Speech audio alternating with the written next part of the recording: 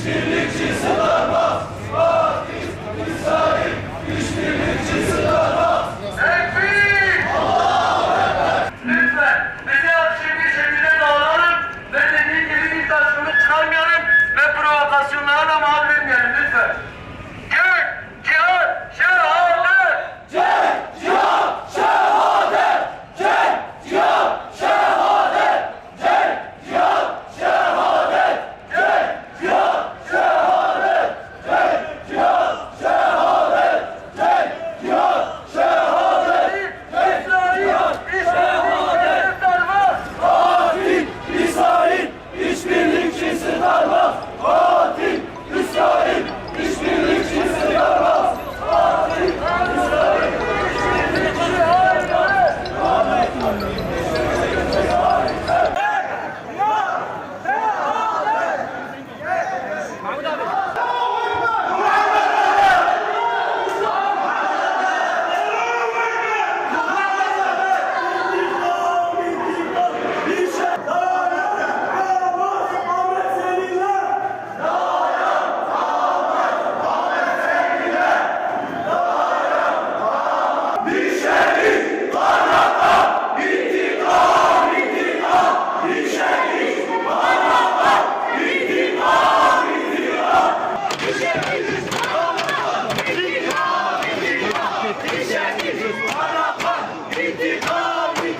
Ahmet'te bölgürlük istemiyoruz. Allahu Ekber! Tekbir! Allahu Ekber!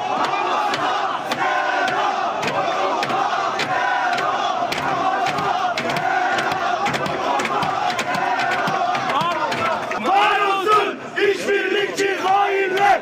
Kahrolsun işbirlikçi hainler! Kahrolsun işbirlikçi hainler! Sahabeler şehri olan memleketimizde İsrail destekçisi, katil, Burger King'i memleketimizde istemiyoruz. Şehrimizde istemiyoruz.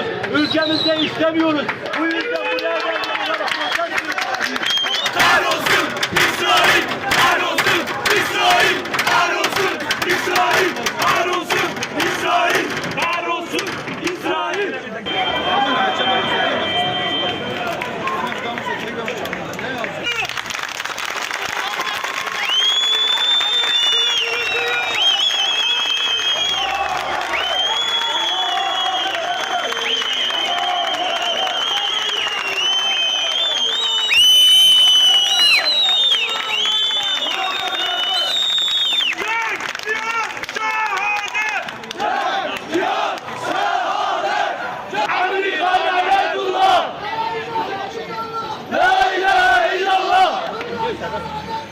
Fransız Rahmetullah!